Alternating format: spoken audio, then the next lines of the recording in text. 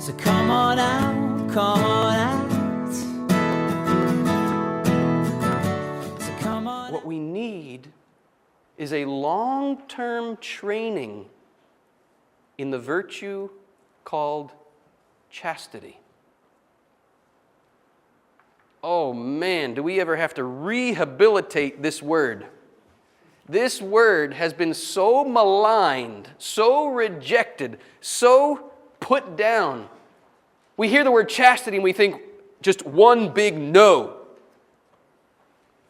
And we think, oh my gosh, to do things the chaste way, to do things the, quote, moral way, boy, doesn't that just cut down on spontaneity? Doesn't that take away all the fun? Well, I'm feeling spontaneous right now, and so I think I'll play the piano. Is that all right with you guys? Yeah, I'm just feeling spontaneous. So I'm just going to spontaneously play. Ready? No.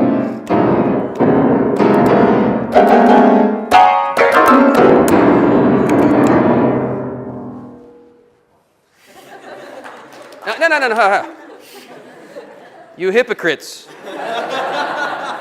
Did you really think that was worth applauding? In fact, this is very telling. This is what we're doing as a culture. We are applauding meaningless noise. Anybody can get up to a piano and bang on it and make meaningless noise. Does anybody here play the piano? Like actually, Sean is your name? Sean. Would you be willing to? Yeah. Go for it. Let's see what Sean can do on the piano.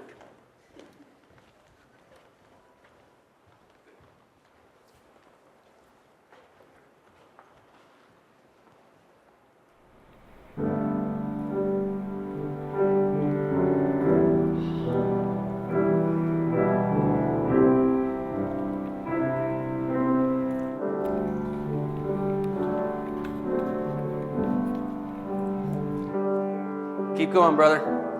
You know what we're hearing? The virtue of chastity.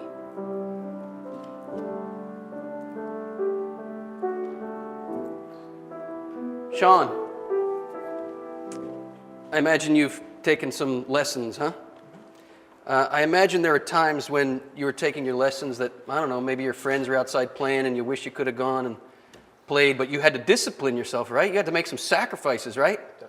To learn how to play the piano, did you not? Definitely. Would you say those sacrifices were worth it? Yes. Would we say those sacrifices were worth it? Yes. This is a really, really pertinent analogy. Would we rather make beautiful music or make meaningless noise? But behind this beautiful music, years and years of sacrifice, discipline, training. That's chastity. And I'm telling you, it's worth it. Give Sean a hand.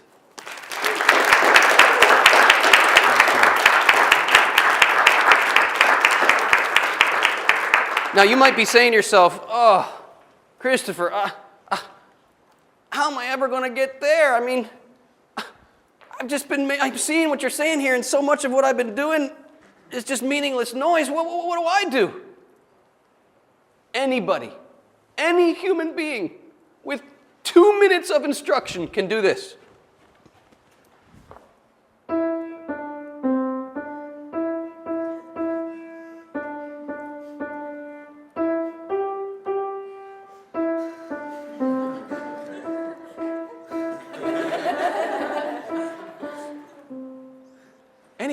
Anybody on the planet can do that. 2 minutes of instruction. Isn't that, I mean, it's not Beethoven, but isn't that better than...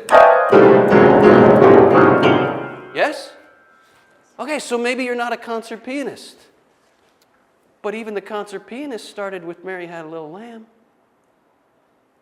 So accept where you are on the journey of learning how to make beautiful music. so to speak, and stick with it.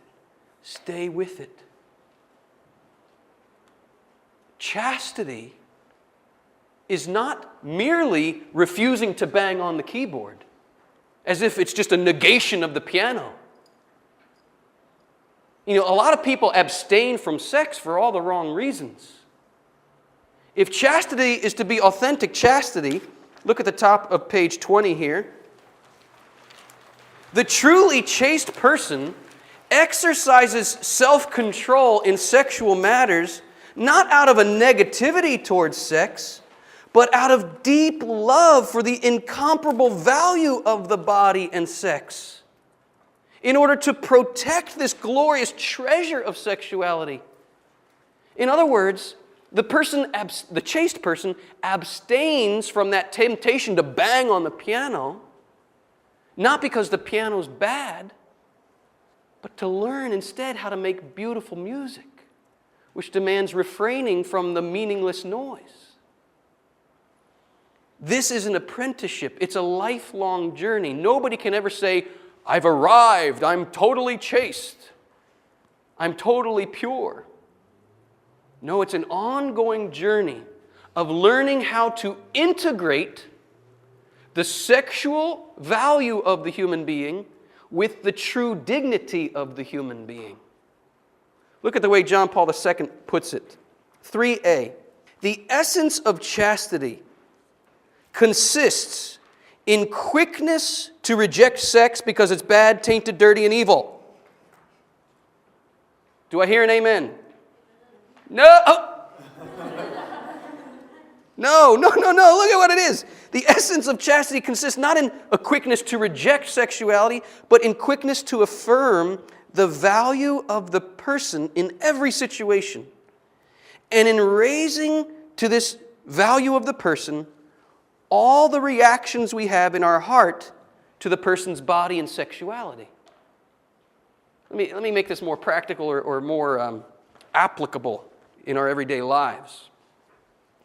Suppose I'm walking across campus here, like any college student, and a woman's walking my way whom I find very, very attractive, and all of a sudden I feel this rush of all this emotion, desire, attraction, etc. I must make a choice of my will. Here's how we integrate all that raw material. I must choose with a firm decision of my will.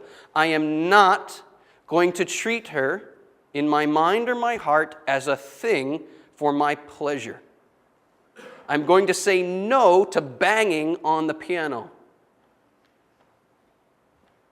in order to say yes to her true dignity as a person made in the image and likeness of God.